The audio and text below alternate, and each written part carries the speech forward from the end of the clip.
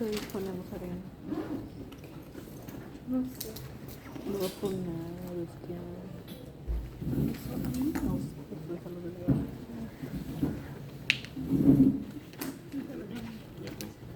Si hubieras posible, pueden entrar en mandar una noticia de la verdad. Es que ahora me organizo. Es que el doctor dice una cosa, luego dice otra.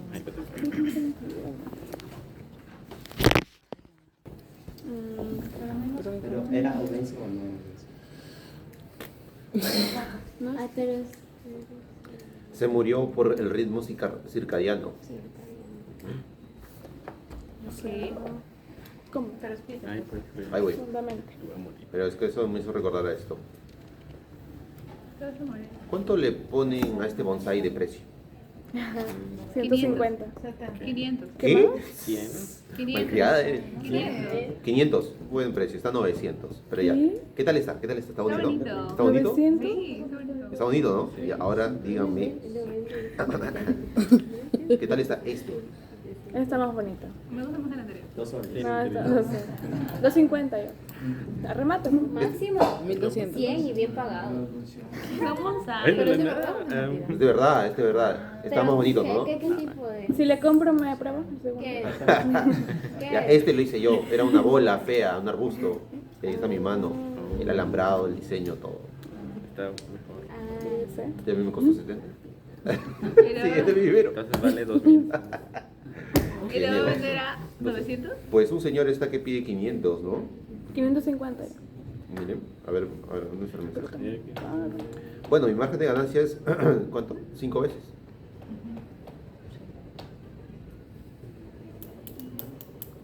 Este año. Ah, no, le estoy vendiendo otro. Imagínense, ¿yo qué tengo que ver? Pero si mi margen de ganancia es el 5 veces el precio que me costó, es un negocio. Ahora sí, les digo esto porque estos babies también tienen ritmo circadiano. Los insectos tienen el ritmo circadiano y los mamíferos también. En los humanos es comandado por la glándula pineal. ¿Para qué? No. En este caso, cuando el señor se va a dormir, pues todo su metabolismo disminuye. Y a eso de las 3 o 5 de la mañana, cuando se libera el primer pico de glucocorticoides, de cortisol en este caso, se libera para que él comience a despertar. Y al liberarse se incrementa la frecuencia cardíaca y la presión arterial. Eso lo mató. Pico de corticoides, aumento de la frecuencia cardíaca y presión arterial en un corazón que ya tenía isquemia, arritmia e infarto. La mayoría de las muertes súbitas cardíacas de origen así isquémico o por infarto ocurren a esa hora, en las madrugadas. ¿Ya? Entonces está vinculado con que el paciente, su cuerpo quería despertarlo, pero al incrementar su frecuencia cardíaca en un corazón que ya tenía isquemia, se produjo la arritmia y se murió. Se ha morido. Siguiente caso.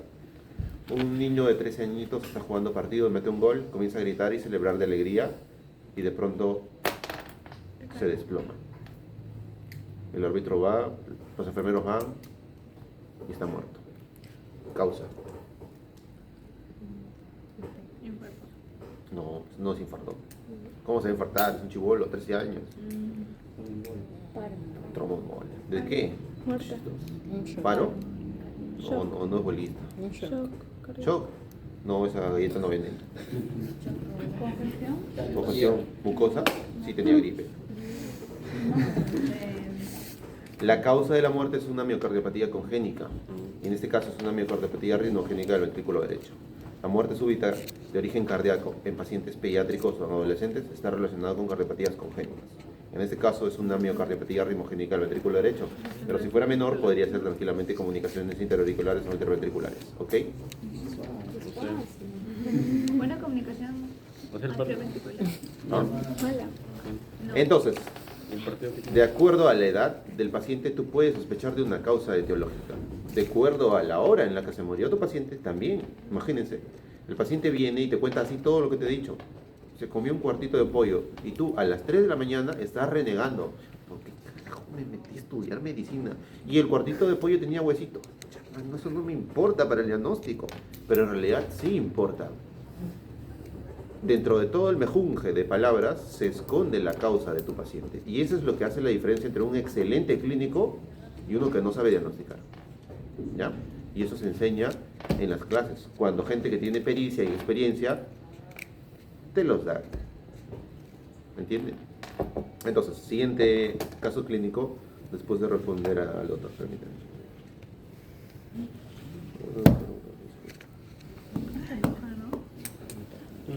Ahora fue contigo. Ahora, Es tu problema, si te enojas conmigo. nunca me lo fui con ella. Que no me enojo contigo. No entendí exactamente, doctor, pero esa salud no tiene músculo computacional. Incluso las áreas de informática de salud ni siquiera llegan al 5% de lo que tenemos nosotros. Así que lo único que podrían hacer es ellos utilizar servicios como, por ejemplo, Sí, externos, vamos a exponer aquí. crear, por ejemplo, GPTs No, o yo soy un yemas chico de de dicho que Google lo o que no artefactos de hacer cloud. Sí, nosotros entrenamos en local y cuando necesitamos escalar utilizamos Google Cloud Storage. Alquilamos computadoras ahí. Están más o menos $2 o $3 la hora de uso. Google Cloud Storage cobra por la capacidad o la cantidad de datos que estás utilizando, es decir, el almacenamiento. Te alquila también la computadora y las tarjetas gráficas, ¿no? Entonces uno sube los datos ahí y usas las computadoras de Google. $2 o $3 por hora, pero a veces necesitas entrenar varios Ya días. estaba demorando. Pero sí, solo Google. Microsoft Azure es una que quisimos usar, pero no sé, Google es más barato. Microsoft sí tiene... Ah, sí. ¿Siguiente caso clínico? Ya.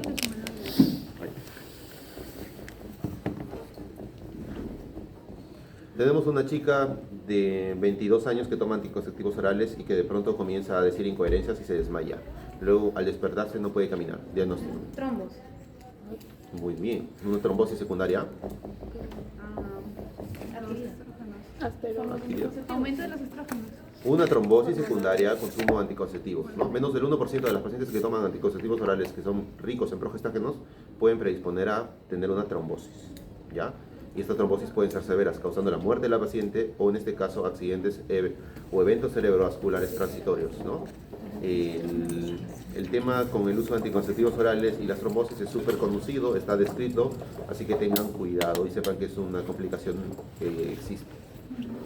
Si el evento trombótico cerebral de esta señorita es transitorio, es de bajo nivel, ella se va a recuperar, pero si no, no se recupera, se puede morir.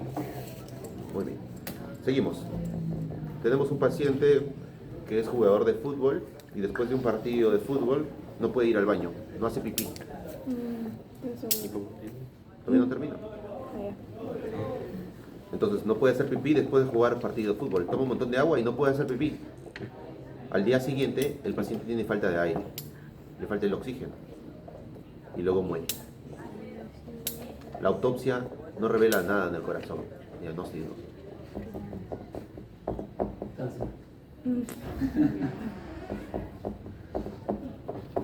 Es una embolia también. Una embolia A. Eso iba a decir justo. Una embolia A. Ah. ¿Ah? Bueno, Al cerebro. No. Al riñón primero y luego a los pulmones. Por ratito, la pregunta es ¿por qué nuestro jugador de fútbol hizo una embolia? Es una persona sana, deportista. ¿Puede ser por, o sea, genético? No. Deportista, fútbol. Embolia. ¿Qué hacen los deportistas que juegan fútbol? Patean. ¿Ah? Patean. ¿Qué patean? La pelota. Una pelota. Y a veces patean Nada. Bien. piernas. Es increíble, ¿no? Un grupo de cerebros puede llegar al diagnóstico correcto si trabajan juntos, pero de forma aleatoria. Eso sustenta nuestras redes neuronales actuales basadas en razonamiento de inferencia y trabajo en equipo. Muchos modelos pequeños de IA pueden razonar mejor que un modelo grandote. Ya, entonces vamos descubriendo, ¿no? Es deportista. ¿Qué hacen los deportistas? Patean. No solo patean la pelota, patean piernas. ¿Eso qué significa? Que él se ha golpeado La pierna. la pierna. la pierna o su pie. Y en el pie hay dedos. Y un dedo se pudo fracturar. Y eso es lo que pasó. Uno de sus deditos se fracturó, él ni se dio cuenta y liberó un émbolo graso. Y la embolia grasa primero fue a parar a riñón, a los pequeños vasos del riñón, generando una isquemia renal e insuficiencia renal. Por eso no podía hacer pipí. Y al día siguiente la embolia viajó a sus pulmones y generó una embolia pulmonar que lo terminó matando. Los pequeños datos de la historia clínica, por más mínimos y ridículos que sean, sirven para llegar al diagnóstico. A lo Dr. House. Dr. House se daba cuenta de esos pequeños datos en su diagnóstico, ¿no? ¿Qué cosa hay allá afuera que sirva como un Dr. House que se dé cuenta de todo esto? La IA, muy bien. Cada token, cada palabra es un token, que es representado por un vector numérico, por números. Números que van a pasar a funciones matemáticas en donde se calculan productos escalares. ¿Eso qué quiere decir? Que la IA sí le toma en cuenta a las tonterías que dice el paciente y tú no, porque estás pensando en que estás muy aburrido. ¿Ok? Pero un buen clínico sí toma en consideración cada detalle que le das, porque eso puede incluso facilitar el diagnóstico o hacerlo más rápido.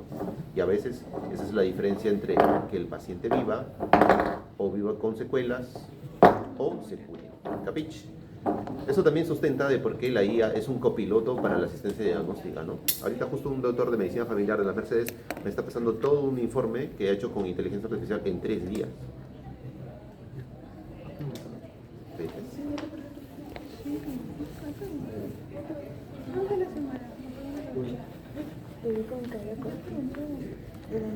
Se sorprendería, doctor, se sorprendería. Ahora estamos en modelos multimodales, ¿no? Es decir, que no solamente vean imágenes, sino que sean capaces de absorber cualquier cosa. En este caso, ondas, video, perdón, video no. No podemos ahorita procesar ninguna secuencia de tiempo temporal, o sea, videos no. ¿Por qué? Porque no tenemos el músculo, ¿no? O sea, los videos demandan más potencia gráfica. Pero sí texto, ondas, audio, tomografías, todo lo que tenga una información estática no temporal, va y se lo damos. Ahora, ¿qué pide? Ya. ¡Contrólese! Parece que tuviera un parásito. Ya les di 3 casos clínicos. Comencemos con la clasecita, niños. Perdón por usar las diapositivas de la San Martín, pero yo las hice hace 5 años. Camine el lado, Comida. Mire tu fondo. ¿Pues hice preguntas? Sí. ¿Hice Sí, preguntas? ya sé. Sí, claro. Pasa, Renato. ¿Y ahora? Terminé la clase. Menos 10. A ver. Qué aburrido, pero bueno. Qué fingido.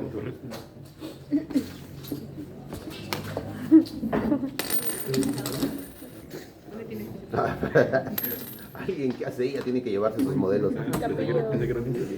También. Acá hay uno, acá hay otro, acá hay otro. Ah, no, este es de clase. Se puede perder. No vas a poder hacer nada. Tienen seguridad de alto nivel. Capillo, capillo. Nadie puede abrir estas cosas, solo se abren con una llave física que está escrita. Encriptado. Ah, sí. Es una llave física que está escrita, es ¿Qué un pasa valor. si se pierde uno? ¿Tiene una copia o no? Obviamente que no. Mentira, sí, obvio. Solo hay láminas acá. Para que dibujen. Aquí, ya. Ahora sí, atención mis niños. Atención. Empezamos el capítulo de hoy con la causa básica de los infartos agudos de miocardio. Es básicamente la aterosclerosis. ¿Ya?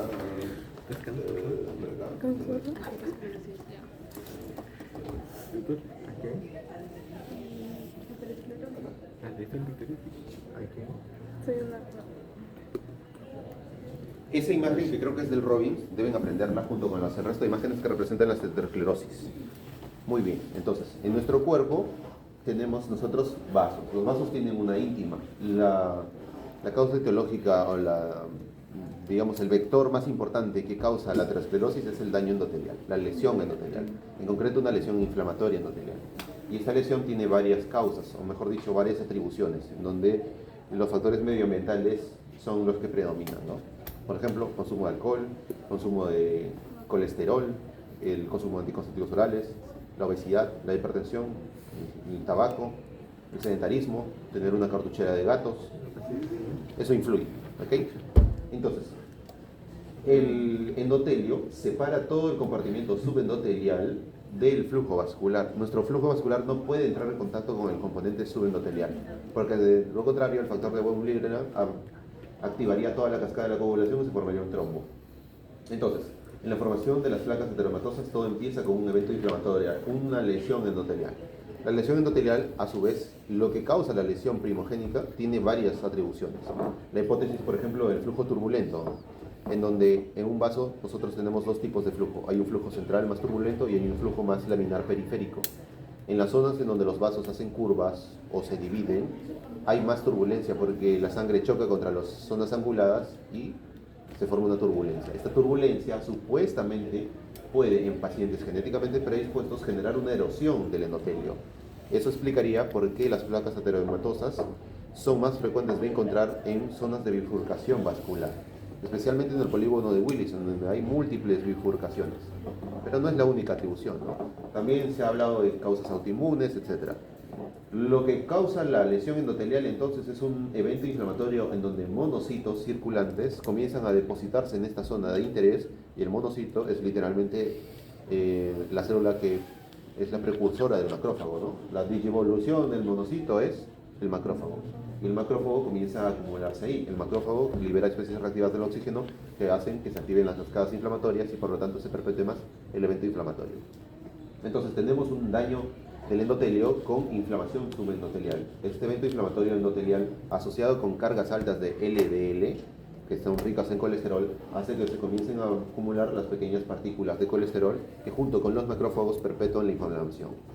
Entonces el consumo de alto en grasas o cualquier cosa que eleve los niveles de colesterol va a facilitar el crecimiento de la placa. Al inicio esta placa se denomina estría grasa, y una estría grasa es apenas una pequeña elevación del compartimiento subendotelial en donde hay macrófagos e histocitos espumosos, que son macrófagos, colesterol y muy escasos linfocitos. Estas estrías grasas están presentes incluso al nacimiento, vinculadas con la alta carga de colesterol secundarios al nivel de estrógeno elevado que tienen los recién nacidos porque pasó de la mamá al bebé.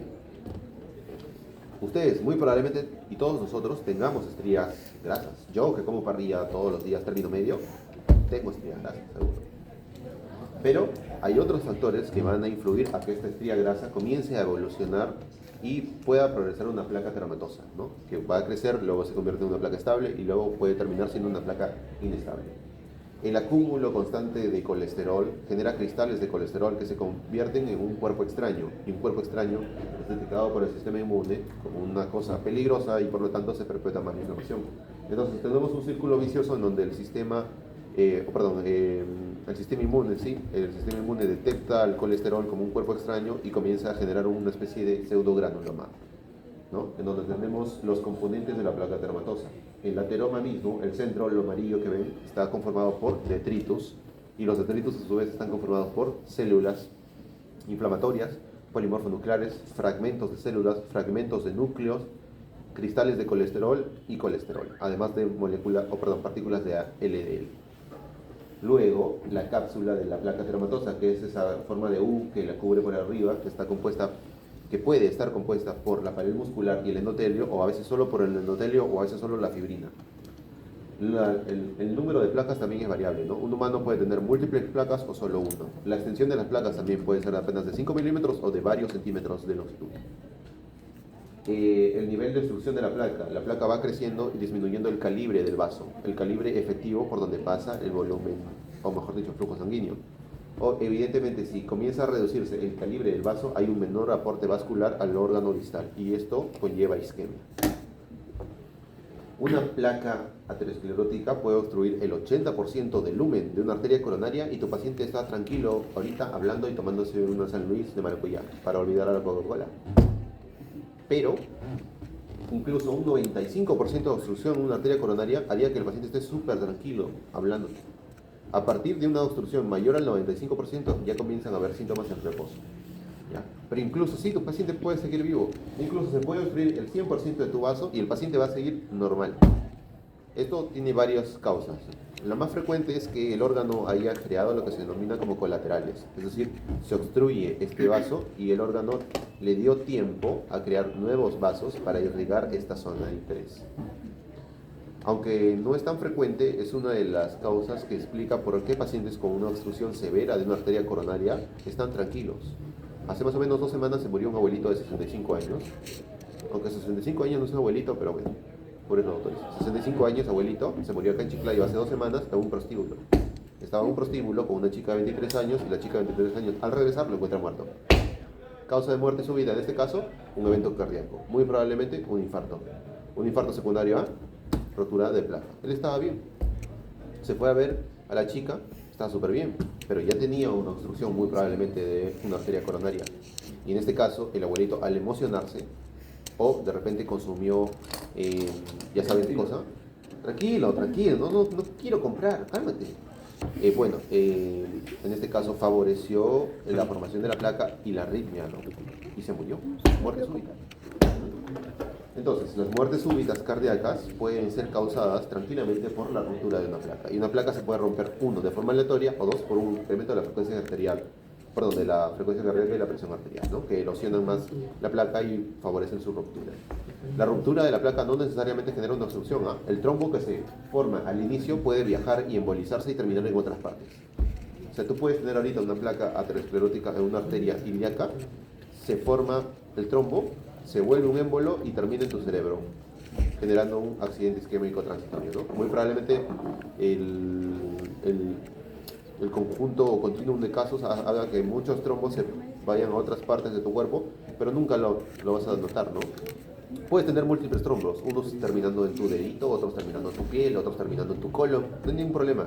Pero cuando llegan al cerebro, ahí sí es un problema. Si llegan a la corona de la radiada, tía. Si son lo suficientemente grandes para obstruir vasos importantes de áreas importantes del cerebro, déficit neurológico. ¿Ok? Muy bien. Entonces, ese cuadrito, apréndanlo. La progresión de las placas ateroscleróticas con el tiempo. Ese también, las complicaciones de la placa son, uno, que se puede romper. Es poco frecuente que una placa genere una ruptura de todo el vaso, ¿no? No es común, pero sí puede suceder. La más frecuente es que ocluya. El trombo ocluye el lumen vascular y el tejido distal a la zona de oclusión muere. Y que la estenosis crítica genere un continuum de síntomas en el tiempo, ¿no? Entonces, si por ejemplo hay una estenosis crítica de las arterias femorales, pues vas a tener una insuficiencia vascular arterial en los miembros inferiores y vas a tener todo un espectro de cambios en los pies, ¿no? La piel está más reseca, van a comenzar a aparecer manchas, las uñas no te van a crecer, vas a perder completamente todos los pelos del pie, etc. Bueno, la pierna, ¿no? En el pie no hay pelos. A menos que seas un hobbit. Sí.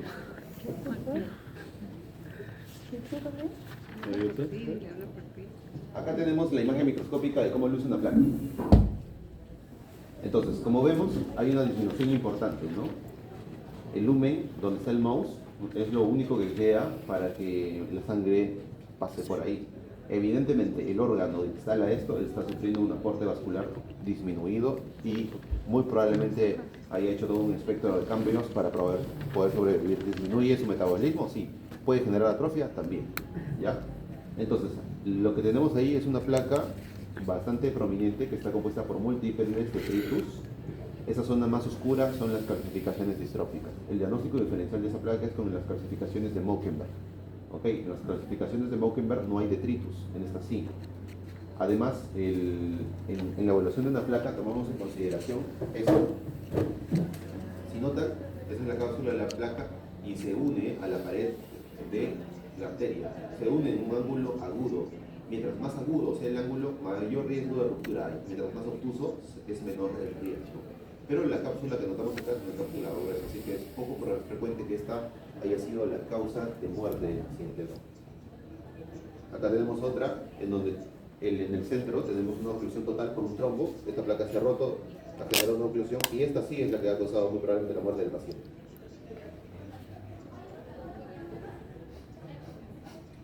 Entonces,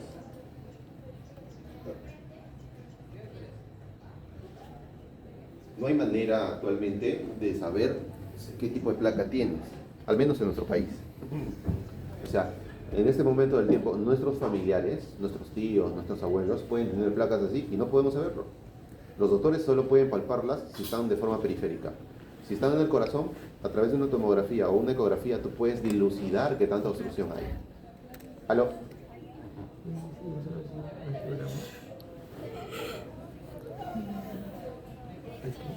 Sí, ¿qué doctor?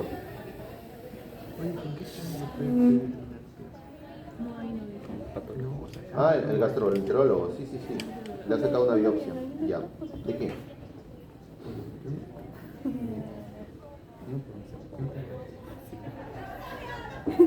Ya, las biopsias están... ¿Son 3 frascos? Ya, las biopsias están 50 soles cada frasquito. ¿Ok? Entonces, en su caso serían 150 soles. Debe llevarla a la clínica. Escríbeme por WhatsApp para pasarle la dirección de la clínica. ¿Ok?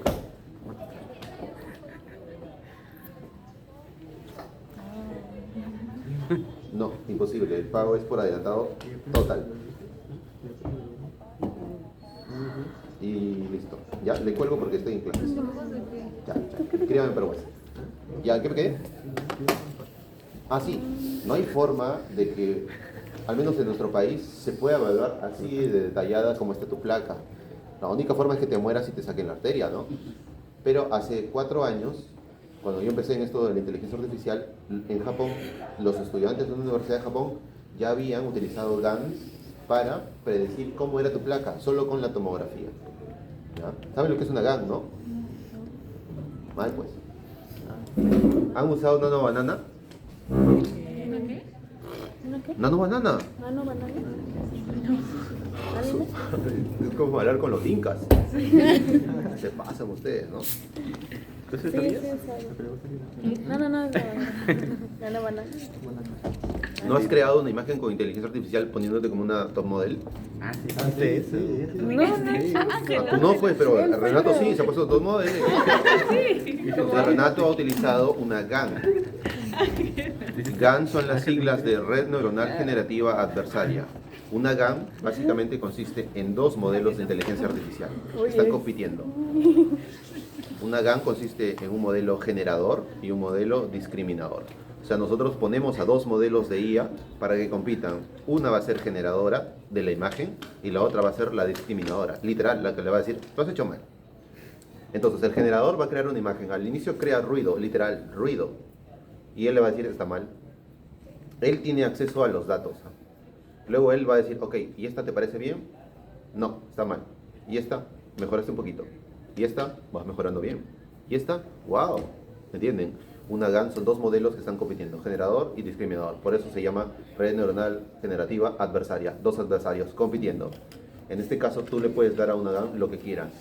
Si les das imágenes, entonces la GAN va a crear nuevas imágenes a partir de estas. Entonces los universitarios de Japón tomaron tomografías de pacientes con aterosclerosis y se las dieron a las GAN para que las GAN compitan y creen esto a partir de solo tomografías. Entonces la tecnología a partir de una tomografía, predecir cómo luce la histología, existe. No en nuestro país. ¿La podemos hacer? Sí. ¿Necesitamos datos? También. Pero en este caso, muy importante, no se puede saber qué tan estable o inestable luce tu placa. Así que muchos pacientes están con una bomba de tiempo comiéndose un chaufita y ni lo saben. Pero cuando salga el primer proveedor que a partir de tu tomo te diga cómo luce, pues hay cash ahí. ¿Ya? Entonces, esto no lo puedes saber a menos que te mueras. Todo lo que están viendo acá es post-mortem. Muy bien. Acá tenemos la morfología de las placas con sus complicaciones, de muerte súbita cardíaca, ya saben, dentro de las muertes súbitas del ámbito cardíaco, la mayoría son muertes súbitas cardíacas, pero no es la única causa de muerte súbita, hay otras más, ya, especialmente las relacionadas con eventos cerebrales, ya. Por ejemplo, es bueno contar anécdotas porque de esa forma activo su corteza frontal genera una emoción y la emoción asociada con la información hace que se fije más en tu corteza temporal. Es decir, cuando alguien te emociona contándote cosas, tú te acuerdas más. Eso también sirve para las amenazas. Si yo te amenazo, vas a aprender. Hace unos 12 años o 10 años yo estaba en 8º ciclo y en la UDH había una alumna que estaba en 11º, en 11 ciclo, que se llamaba, no se llama Fiorella Cumpa, esa creo que es su hermana, pero su hermana trabaja en el regional, se apellida Cumpa, pero esta chica era su hermana, digamos que se llama Fiorella Cumpa, pero que sí se apellidaba Cumpa. Y era una excelente alumna, siempre había sido primer puesto de su promoción, era excelente, ¿eh? Todos los doctores la querían, era conocida en los hospitales por ser un excelente elemento, era una genio. Claro que yo le ganaba primer puesto cómputo general 14 veces. Pero esta chica era muy inteligente.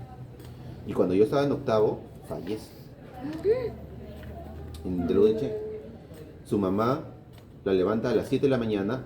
Ferela, levántate. Y no bajaba. Ferela. Su hermana se levanta y dice, ¿qué pasó? No sé. Abren la puerta y la encuentran tirada en el piso de su cuarto, boca abajo. La levanta su hermana Fiorella estaba en ese momento en sexto signo. La examinan todo, la encuentran fría, se la suben a una mototaxi, como viven atrás de la UTP, se la llevan directo al regional. El regional no tenía ni un año, creo. El regional cuando empezó no tenía ni doctores ni pacientes, era el paraíso. Ahora es el infierno, es como Babilonia. Las enfermeras se meten con los doctores con las internas con así todo, una desgracia. Pero en ese momento era un ambiente nuevo, olía nuevo, no habían pacientes, así que los doctores reconocen a la alumna, la reconocen a Fiorella, la llevan a UCI, la tratan de reanimar, pero no pudieron hacer nada. Cuando la examinan ya no había nada que hacer. Había sufrido una hemorragia cerebral masiva por una malformación arteriovascular que sangró muy probablemente en la mañana cuando ella despertó y la sangre hernió su cerebelo, que comprimió el mesencéfalo, que comprimió los centros de la respiración y la mató. No tenía ni 22 años. Primer puesto. Muy inteligente. Y se murió. Las muertes súbitas no solo son de causa cardíaca. ¿Ya? Muy bien. Nunca se van a olvidar. Ahora, supongamos que estás en tu serum y se te muere tu pacientito. O mejor que no sea tu paciente para que no sientas culpa. Supongamos que estás... ¿Por qué me agarro contigo? ¿Por qué te sientes cerca? Te pasas, ¿no?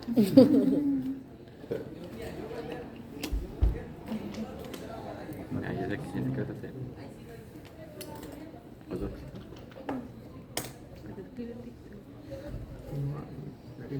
Sí, porfa, con ustedes es ahora. Para terminar más o menos 8:30 de la noche, porque mi vuelo sale, creo que 10 de la noche.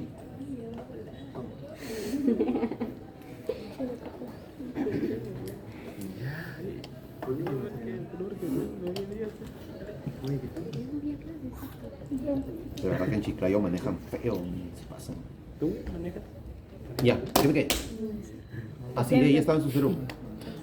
Supongamos que a alguno de ustedes les toca por alguna razón estar en su serum en alguna parte del país en donde no hay como que policías ni civilización. Estás en tu cama viendo TikToks del doctor Andri. Toca la puerta. ¡Doctor! Se ha muerto mi papá. Entonces tú tienes que salir, eres la autoridad ahí. Por si acaso, por si no lo saben. Si no hay un policía, ni un juez, ni nada, ustedes son el alcalde, el policía y la autoridad. Sí, tú tienes que ir a constatar la muerte del paciente. Y en ese mismo momento, si lastimosamente no hay civilización cerca, debes hacer el diagnóstico y eso incluye la autopsia. Debes sacarle la ropa al cuerpo y hacer una incisión en el tórax. Ya les van a enseñar en medicina legal. Abrir las costillas, sacar el esternón, abrir el pericardio y sacarle el corazón. Y ese corazón tú lo vas a cortar así, como si fuera un pan Bimbo, para echarle tu mantequilla. Pequeñas secciones de 5 milímetros a 1 centímetro y diseccionar todo el corazón para evaluarlo. Y eso lo vas a colocar en formol, en al menos 5 litros de formol. ¿Ya? Tú compras 1 litro de formol en la farmacia que está entre 12 y 15 soles y ese litro se puede diluir en 19 litros de agua. Entonces tú agarras tu corazón, sacado del cuerpo de tu paciente, lo seccionas así como te estoy mostrando y lo metes dentro de un frasco con formol. Y listo, te olvidaste de los problemas. Luego, ese corazón ya se lo llevas cuando puedas al centro de salud, que ellos lo refieran al hospital y que en el hospital te encarguen los patólogos de decir si no, si sí o no hay infarto. ¿Capich? Y eso aplica si incluso el muerto es un niño. Supongamos que estás ahí, mijito. Vas y está muerto. Sacas el corazón, lo comes. Ah, perdón, ese es de Apocalipto. El actor no te puede denunciar. No, claro que no, tú tienes que hacer eso, porque es al revés. Te pueden decir que tú mataste al niño. Sí, el Renato estaba ahí, no salió, él lo mató. O peor, Renato lo mató. Renato fue, lo tocó y lo mató. Podría ser. Tú tienes que asegurar tu diagnóstico. Y si tú sospechas de un evento cardíaco, es tu palabra o tu firma en un documento que no tiene ninguna prueba. La prueba está ahí. Entonces, ¿ya les enseñé cómo sacar un corazón? No. Pero sí les enseñé cómo hacer. Servicio completo no hay en este caso. Pero ya les van a enseñar en medicina legal. Entonces, si es un paciente adolescente el que fallece, van a tener que hacerlo. ¿ya? Luego vas a tener que explorar otras partes de su cuerpo, pero muy probablemente no encuentres nada, ¿no? ¿Ya? Además vas a estar en tu serum, así que muy probablemente no tengas cómo analizar. Si encuentras algún órgano diferente que tenga anormalidades, también lo metes ahí en tu contenedor con formol. Pero es muy importante el diagnóstico, porque los pacientes quieren saber por qué lo mató. Hace como 5 años murió el arquitecto Alberto Ortiz Prieto. Como saben, él es rector de la Universidad de Chiclayo, además de uno de los accionistas. El arquitecto estaba un viernes hablando en los medios en la comisaría que está en el Abuelo Quiñones, denunciando que querían apropiarse de un terreno de él, de La Victoria. Esa fue la última vez que se lo vio con vida. Luego, el vigilante de los departamentos lo vio entrar con su carro y de ahí el viernes no salió. Al día siguiente, el sábado, no salió. Un loro parlanchín como él no puede estar sin hablar una hora, pero no salió, ni viernes ni sábado. El domingo, cuando no se lo vio todo el día, se preocuparon. Así que fueron con la policía, en este caso la doctora, mi amiga, la doctora Celinda, abrieron y lo encontraron de cúbito ventral con espuma, tirado en su cama, muerto. La causa de la muerte muy probablemente fue un evento de muerte súbita cardíaca.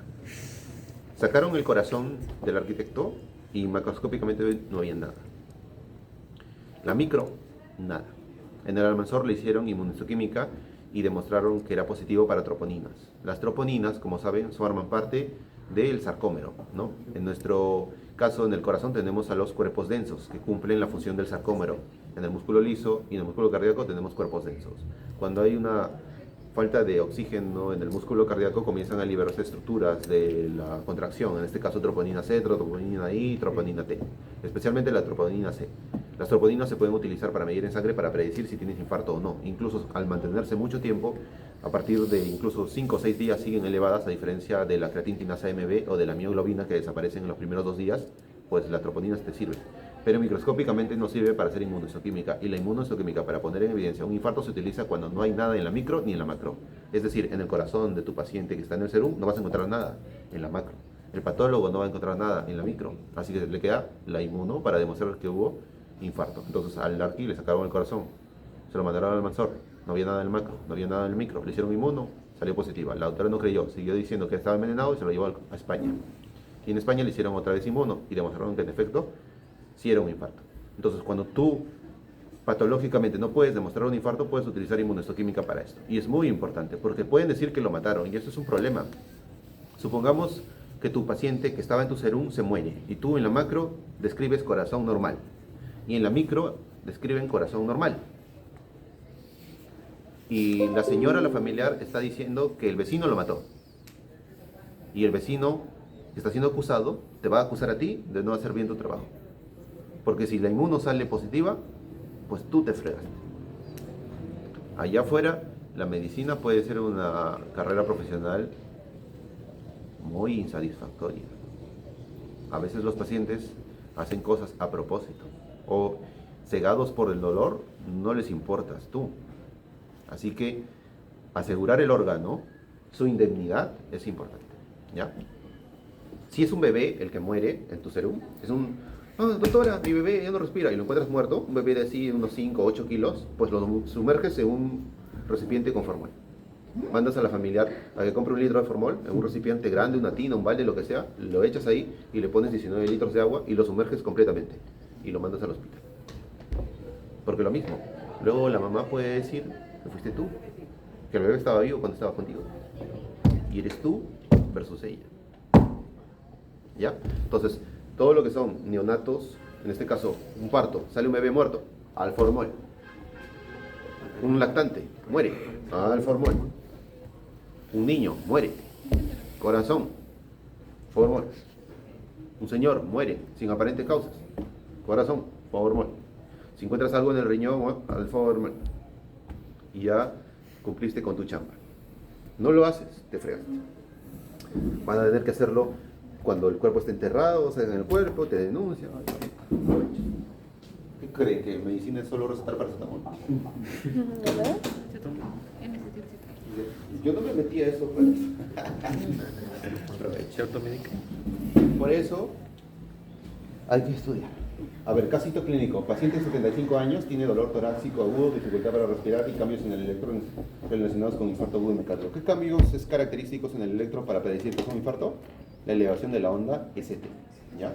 Aunque hay infartos que no... Ya, ¿en qué me quedé? Hay infartos que no elevan la onda ST. Pero bueno, sigamos. Y bla, bla, bla, bla, bla, autopsia. En la autopsia, el hallazgo anterior científico al examinar las arterias coronarias. ¿Cuáles son los siguientes factores de riesgo para infarto agudo de miocardio? Marcaría. La 2. La 2. La 1, placa de la arteria coronaria con tapa fibrosa gruesa. La 2. No. La 2. La tapa fibrosa gruesa hace que esa placa sea estable y tenga menos probabilidad de ruptura y causar un accidente, en este caso de infarto, ¿no? Nivel bajo de triglicéridos en sangre, al contrario, ¿no? Los triglicéridos también se vinculan. El que se vincula más es el colesterol, pero los triglicéridos, como forman parte de la LDL, también, de forma indirecta, si tienes mayor nivel de triglicéridos, generalmente puedes tener mayor nivel de colesterol. Así que es al revés. Un mayor nivel de triglicéridos en sangre facilita, en este caso, la formación de placas. El paciente no fuma, peor, el tabaquismo. Las moléculas del tabaco son proinflamatorias y está demostrado que el fumar activa cascadas de inflamación y de lesión endotelial. Así que la que te queda es una placa de una arteria coronaria rica en lípidos con tapa fibrosa delgada.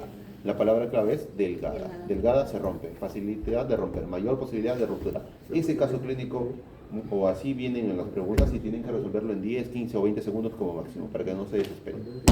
¿Ya? Las preguntas se resuelven en 1 minuto. Acostúmbrense a resolverlas en 1 minuto. 1 minuto han tenido los chicos en el ENAM para resolver unas preguntas recontra largas. Y cuando iban por la pregunta número 80, ya el examen de 4 horas faltaba solamente media hora. Digamos. Le realizas la autopsia en tu serum a un cadáver de un varón de 45 años y durante el examen microscópico cardíaco encuentras un discreto enrojecimiento o hiperemia de la punta cardíaca, además de que observas y palpas varios vasos coronarios de consistencia dura. Sospechas de que en realidad se trata de un escenario de... Se muere el señor, le sacas el corazón, encuentras arterias duras. ¿En qué sospechas? Muerte por fibrilación auricular, muerte por sepsis foco cardíaco, evento isquémico coronario, aneurisma o muerte súbita cardíaca. La mayoría va a marcar... ¿Cuál? ¿Aneurisma de la lengua coronaria? ¿Qué aneurisma? Las arterias están duras. La mayoría va a marcar el evento isquémico coronario, ¿no? Una isquemia coronaria. Pero isquemia no es lo mismo que infarto. Isquemia es una disminución del flujo vascular. Infarto es muerte. Y lo que lo ha matado a él es un infarto. El infarto genera, ¿qué cosa? Arritmia. Una de las causas por las que se muere es la fibrilación ventricular o auricular. El corazón, en vez de estar haciendo esto, hace esto. Esto es fibrilación. Así, mira, tu corazón está haciendo así, está fibrilando. ¿Tú crees que está sacando sangre? No saca nada. Sin sangre, en 5 segundos, tu cerebro dice, chao, me voy con Dios. La 1, ¿no? Otras bibliografías marcan la 3. ¿Estarías dispuesta a recomendar inmunohistoquímica para este paciente? Sí. Si no encuentras nada. Sí. ¿Por qué un órgano como el corazón, que acaba de infartarse y sufrir una fibrilación ventricular, no mostraría ningún cambio macro y microscópico? Porque fue rápido. Muy bien, porque fue rápido. ¿Qué pasó? Fibriló. Se obstruyó. Fibriló y todo se murió. ¿Me entiendes? No se va a ver nada. Nadie va a ver nada, porque literalmente ya se murió. Tuvo que estar vivo o sobrevivir o pasar horas para que hubieran cambios y que se vieran. La única forma de demostrar que ahí se murió es con inmuno. Ya, muy bien. Espero que se haya quedado claro.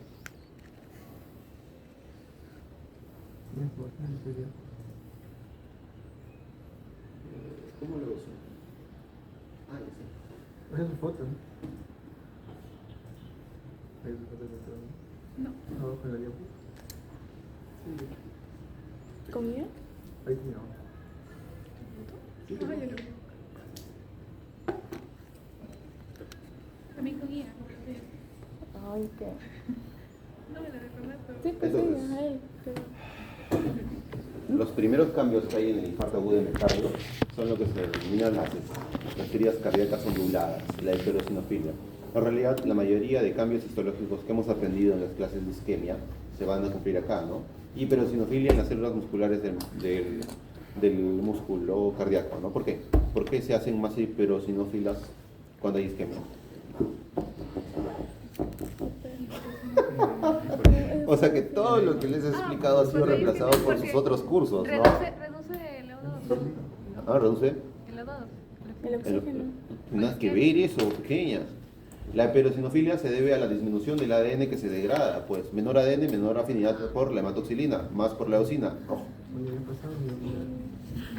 La hiperosinofilia ocurre en la primera hora, ¿ya? Cuando se obstruye la coronaria, en el primer minuto comienzan a haber cambios arquitecturales. Cambios arquitecturales que en los primeros 5 minutos podrían ser puestos en evidencia por microscopía electrónica o inmunohistoquímica. Por microscopía electrónica podría verse lesión mitocondrial, ¿ya? Edema mitocondrial. Luego, a partir de los primeros 20 minutos ya hay lesiones, como por ejemplo la hiperosinofilia en las fibras miocárdicas, el ondulamiento de estas, el edema intercelular, etc. A partir de 20 a 40 minutos la lesión es irreversible. En los primeros 20 minutos puede ser reversible. Es por eso que los cardiólogos tienen la famosa frase de tiempo es músculo. A mayor tiempo te demores, más músculo va a morir. Menor tiempo te tardes en reperfundir, mayor es la posibilidad de éxito. Por eso es que muchos hospitales en Estados Unidos tienen todo un protocolo de manejo de infarto agudo de miocardio. Supongamos que te infartes ahorita, te tenemos que llevar a regional. El vigilante te va a hacer problemas porque no tiene seguro. El de la puerta te va a decir, no tiene seguro, pasa, es ley de emergencia. Bueno, pase. El de admisión, no tiene seguro, otra vez ese sonso. Asistente social, ayúdame a entrar, pasa. Te encuentras con un doctor de regional y dice, llamen un doctor. Te encuentra malita, te examina, está súper mal, con frecuencia cardíaca y presión baja, te ponen un suerito y te dicen, lleven la UCI. En el UCI te llevan y te dicen, llamen un doctor. Y el doctor llega y dice, llamen un cardiólogo. Y luego llega el cardiólogo y dice, se está infartando. Y hasta que pase todo eso ya pasaron como, no sé, 2 horas. Pues en Estados Unidos no. En Estados Unidos te infartas, te llevan a un lugar, te levanta una grúa, te lleva directo al 3er piso, la grúa te hace ir con un cardiólogo y la misma grúa te lleva otra vez a que te reprofundan. No se demoran ni 20 minutos. Tienen un protocolo donde tú llegas infartado y en menos de 20 minutos ya tienes un catéter ahí, en tu cuerpito. Y también se cumple para los protocolos de Si CV. no tengo seguro.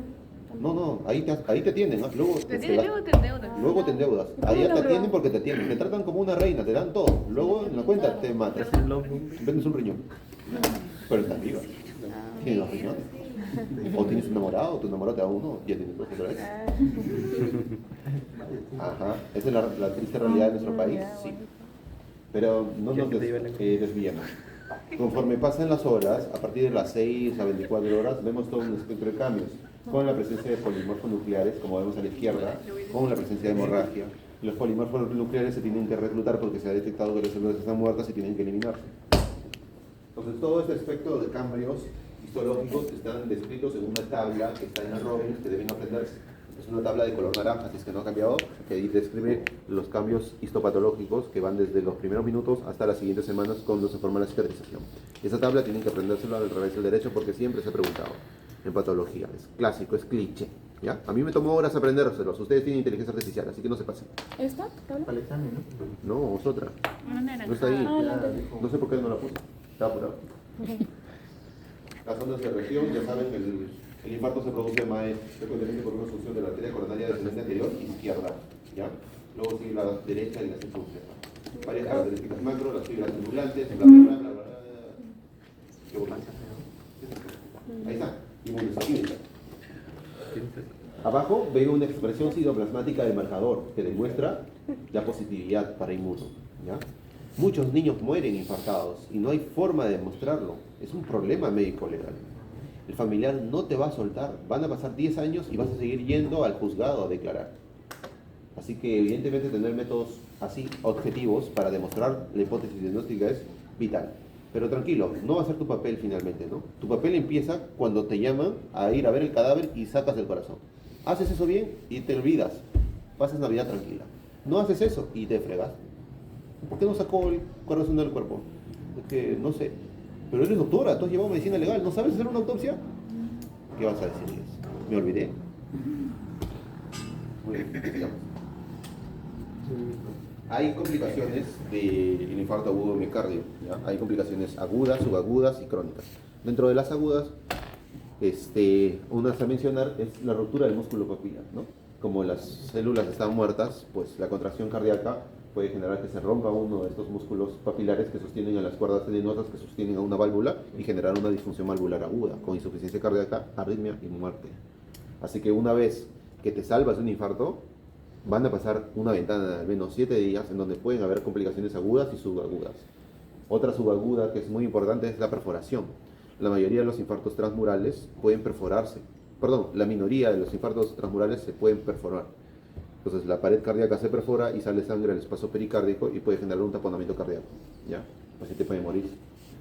Hay otras complicaciones más descritas, como por ejemplo la formación de trombos y émbolos. Y así. Pero la ruptura del músculo papilar y la perforación de la pared por infartos transmurales son muy importantes. También podemos aprovechar esta imagen para describir.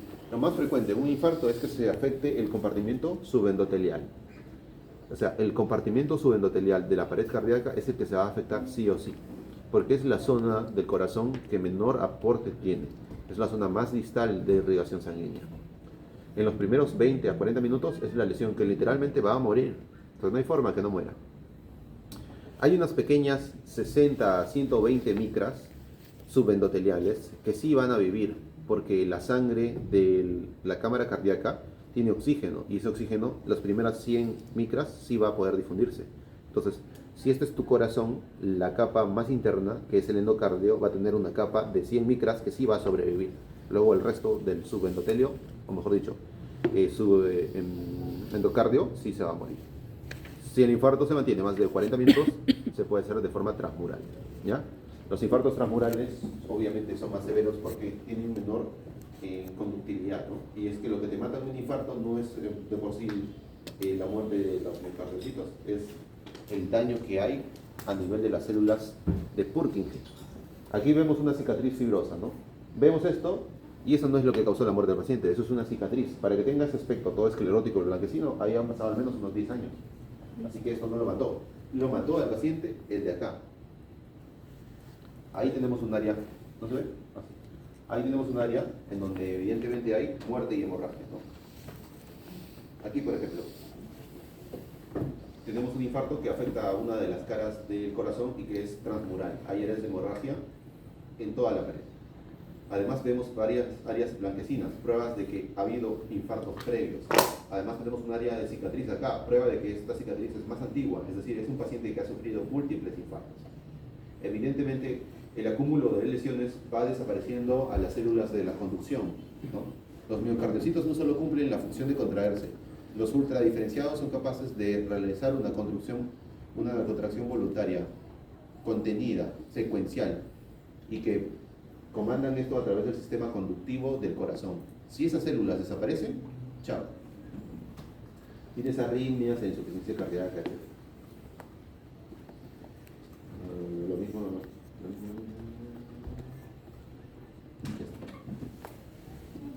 Ahora vamos con miocardiopatías. Dentro entonces de patología cardiovascular, no solamente tenemos a los eventos isquémicos, anginas estables, inestables, infartos, aterosclerosis, etc. También tenemos a las miocardiopatías y a las patologías pleurales. Dentro de las miocardiopatías tenemos a las miocarditis. Las miocarditis pueden ser de causa infecciosa o no infecciosa, ¿ya? Si son infecciosas, hablamos de virus, por ejemplo, parvovirus, coxsackie-virus, herpesvirus tipo 6 y el adenovirus como agentes etiológicos frecuentes. Tenemos varias fases de las patologías de tipo miocarditis y siempre, pero siempre, el diagnóstico gol estándar requiere una biopsia, ¿no? Te van a hacer una cateterización femoral, van a sacar un pedacito de tu miocardio y le van a pasar por el NGS de segunda generación para demostrar que hay ADN viral. Haces eso y salvas a tu paciente dándole un tratamiento específico. No haces eso y tu paciente se puede morir. Así que si descartas cualquier causa no inflamatoria o autoinmune, pues te quedan las virales. Ustedes, como médicos generales, no van a tener responsabilidad en esto, ¿no? Ustedes solo tienen la responsabilidad de determinar que el paciente está enmarcado dentro de una patología cardiovascular y hacerle la referencia al cardiólogo. Ya si eres el cardiólogo, vas a ser el encargado de hacer el diagnóstico y de mandarlo al cirujano cardiovascular de ser necesario, ¿ya? Muy bien.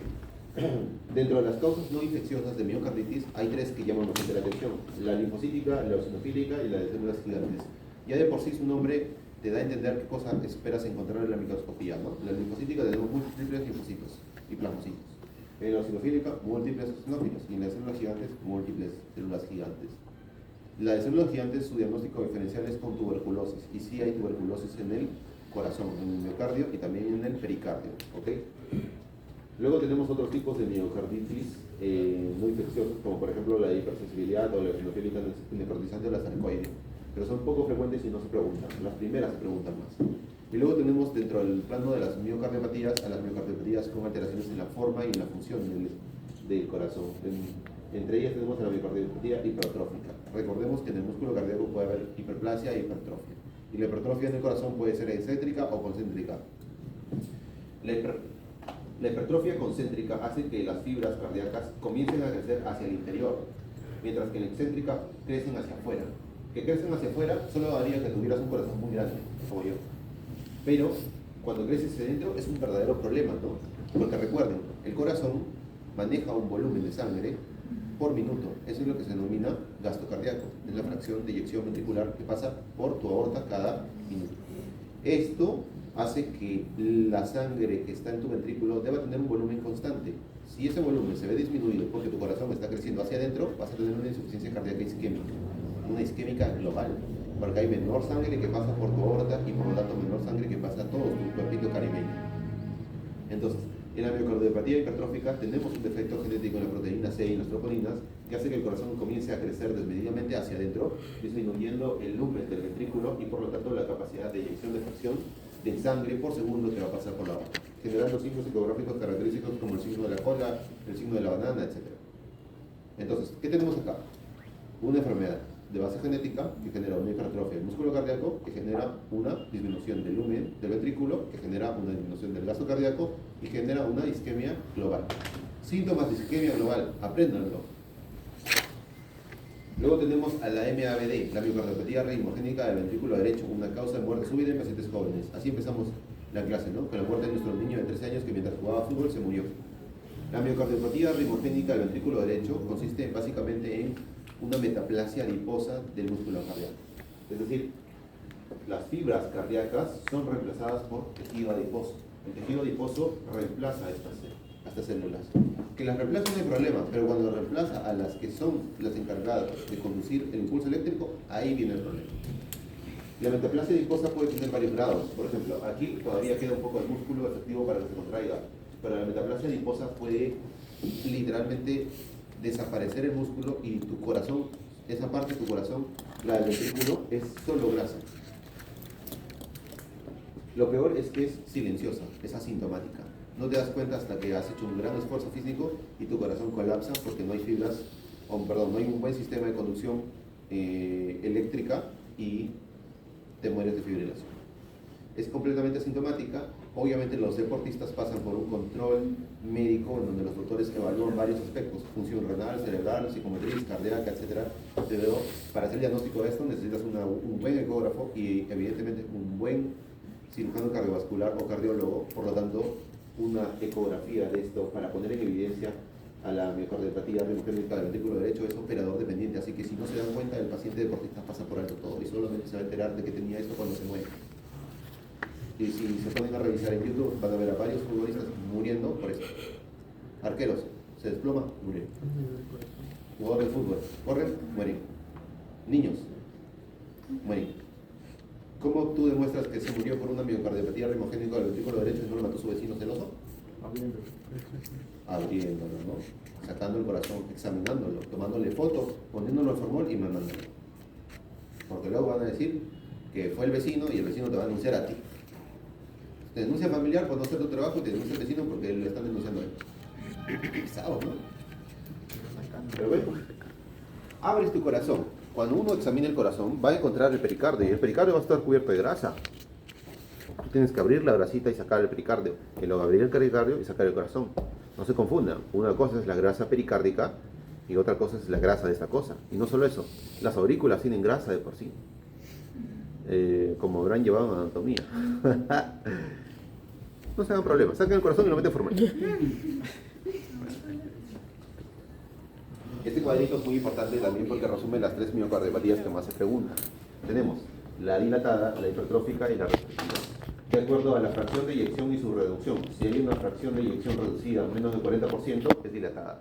Es decir, en la miocardiopatía dilatada lo que tenemos es un aumento de las cámaras cardíacas, o su no modificación básicamente. Es un agrandamiento del corazón. Lo que mata, o mejor dicho, genera insuficiencia cardíaca en la miocardiopatía dilatada es la alteración en la capacidad de contracción del corazón. El corazón está grande y no se puede contraer muy bien, está débil. Entonces acá tenemos una disfunción en la sístole cardíaca. Causas de miocardiopatía dilatada, el alcoholismo, por ejemplo. Consumir alcohol en Valdoria todos los sábados, no, mentira. No consuman alcohol, chicos. No consuman alcohol. Si van a consumir, Ariana. avisen. ¿Qué? Ay, Ariana, por favor. no. ¿Para Halloween? Para Halloween, ¿no? Va a haber evento, dicen que va a haber pantallas Sí. tridimensionales y todo, Sí, ¿no? pero hay 2 espacios, ¿no? Increíble, ¿no? ¿Sí sabes? Ay, no, me hacen... Eso sí sabes, ¿no? Era broma. Bueno, también tenemos a las miocardiopatías dilatadas asociadas con el periparto, las genéticas, etc. Las asociadas con doxorubicina. Todas esas palabras claves se las aprenden. Paciente con dilatación del corazón asociada con el embarazo, miocardiopatía dilatada. Paciente con insuficiencia cardíaca y si está embarazada, miocardiopatía dilatada. Paciente con alcoholismo crónico y agrandamiento del corazón, miocardiopatía dilatada. ¿Ya? Full banco. Luego tenemos a la hipertrófica, la que les acabo de mostrar. Una hipertrofia concéntrica que disminuye el lumen vascular. Si disminuye el lumen vascular, va a haber una disminución de la fracción de eyección ventricular, una disminución del gasto cardíaco y por lo tanto, en este caso, casi el 80% del gasto cardíaco se va a ver disminuido, ¿no? Como la pared está gruesa, no se va a contraer bien, pero peor, no se va a distender bien. Así que, como es gruesa y rígida, no se va a dilatar. Entonces tenemos una alteración en la distensibilidad. Por lo tanto, la alteración es en la diastólica. Igual en la restrictiva tenemos un engrosamiento y fibrosis de la pared. Una fibrosis de la pared que la hace menos elástica y por lo tanto con menor capacidad de distenderse y por lo tanto problemas en la distensión o en la diástole. Entonces los problemas pueden estar en la sístole o en la diástole. Los problemas de la diástole son más frecuentes. ¿Por qué? Porque en la restrictiva hay mucho corazón y no se dilata y en la restrictiva, y en la hipertrófica hay mucho corazón y no se puede dilatar porque está grande y duro. En cambio, en la dilatada el corazón es grande, rechoncho, pero no se puede contraer. Todo eso sí tienen que aprender. Preguntan, siempre preguntan lo mismo, ¿no? Tenemos un paciente con insuficiencia cardíaca y tiene difusión en la diástole. ¿Miocardiopatía dilatada? No. La dilatada es difusión en la sístole, ¿no? Tenemos un paciente que consume doxorubicina y problemas en la diástole. ¿Sospechas en miocardiopatía dilatada? Hola, ¿cómo está?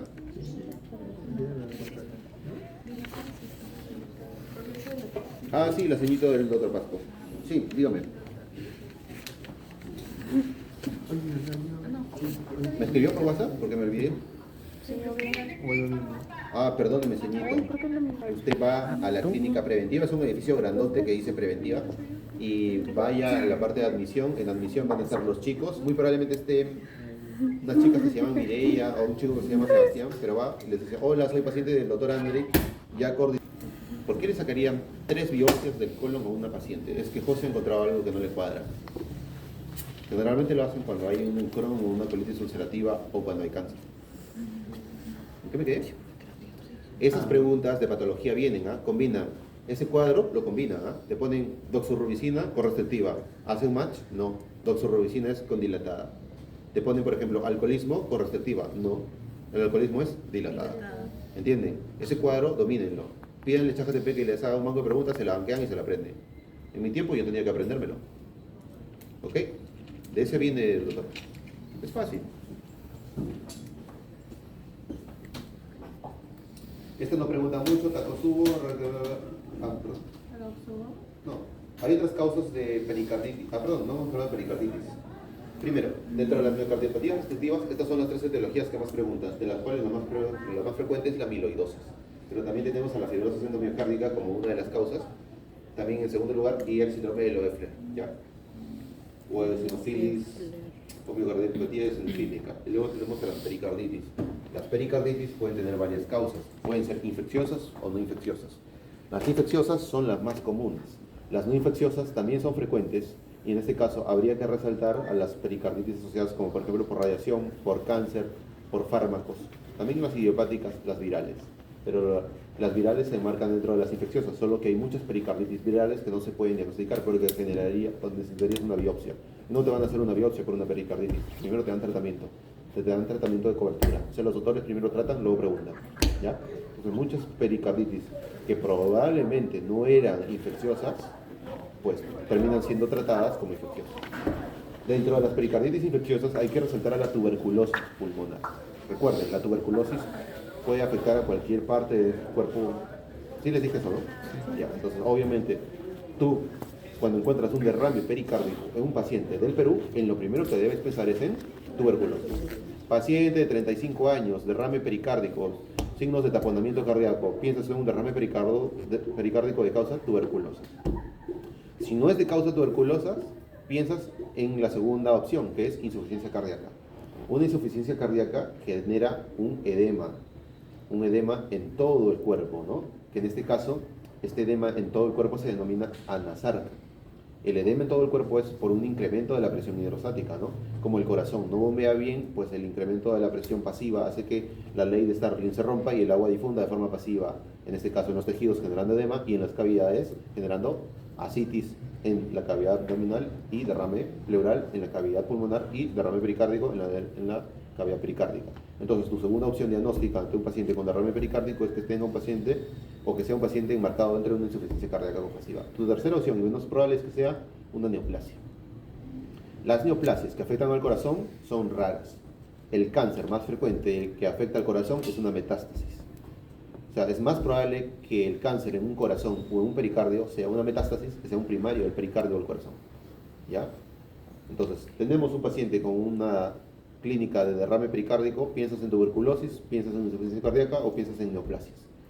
Si es una pericarditis no infecciosa, o sea, si no es tuberculosis y no es insuficiencia cardíaca y no es neoplasia, te enmarcas dentro de las no infecciosas y tienes ahí a todos esos diagnósticos diferenciales. Radiación, disección aórtica, tetraciclinas, malignidad, uremia, traumas al corazón. Ayer hemos tenido un paciente que le aplastó la vaca. ¿Qué? Sí, literal, yo también pregunté, ¿qué? Sí. ¿De dónde ven?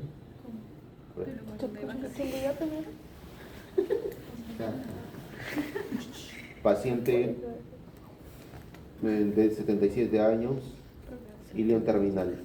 Paciente traído por referencia al Centro de Salud Santa María de Cutervo. Sufre aplastamiento por una vaca en la región abdominal. Actualmente presenta dolor abdominal. Qué fea letra, doctor. Sí, la vaca le pisó y le perforó el intestino. Sí, Cutervo. Sí. ¿Qué le estará haciendo la vaca, no?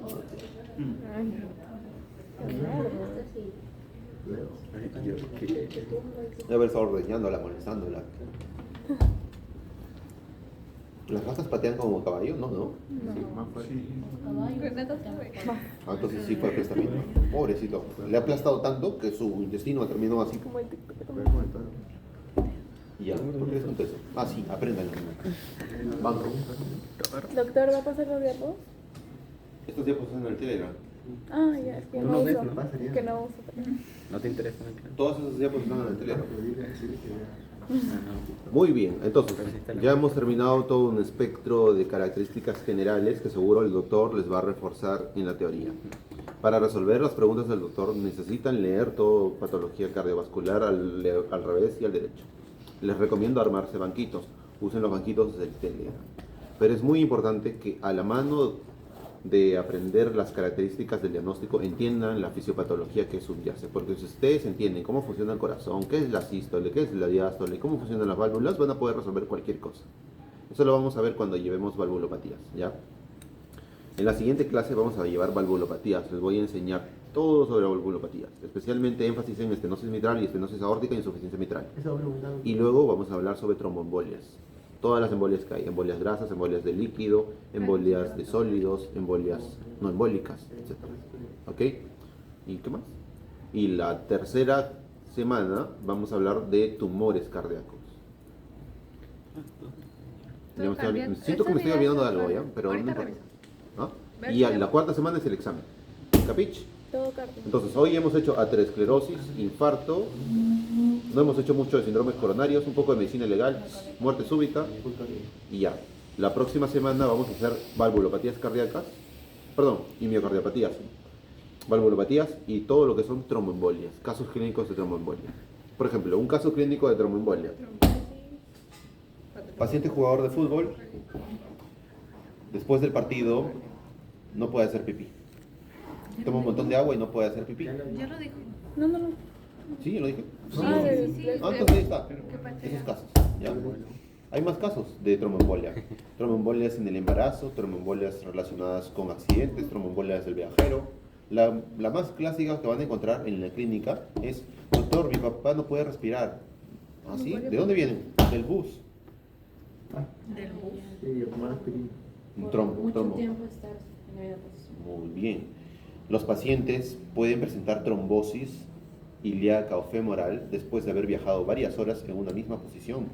Si tú viajas en un bus de Lima a Arequipa y no te paras, no importa qué tan sano seas, vas a hacer trombos. Sí, tomar aspirina. Y evidentemente hay pacientes que tienen mayor riesgo y predisposición a hacer trombos. Por ejemplo, los obesos, los que tienen mayor nivel de colesterol, los que tienen varices, los que tienen hipertensión. Entonces va a llegar a la emergencia: doctor, mi papá se ahoga, ¿qué le falta? ¿De dónde vienen? Del ómnibus. No necesitas saber nada, ni siquiera dímero D. Eso es una trombosis. ¿Ven? Como dicen los maestros de la medicina interna, la clínica es soberana. ¿Ya? Entonces, las trombosis tienen múltiples casos clínicos y se deben aprender. Trombosis masivas, trombosis no trombóticas, trombosis de Andrick. No, eso no. Pero estudien. Eso es todo y me voy a comer. ¿Tienes trombosis? ¿Ya te dio trombosis toda esa clase? Valvulopatías. Quiero valvulopatías, signos, síntomas, diagnósticos.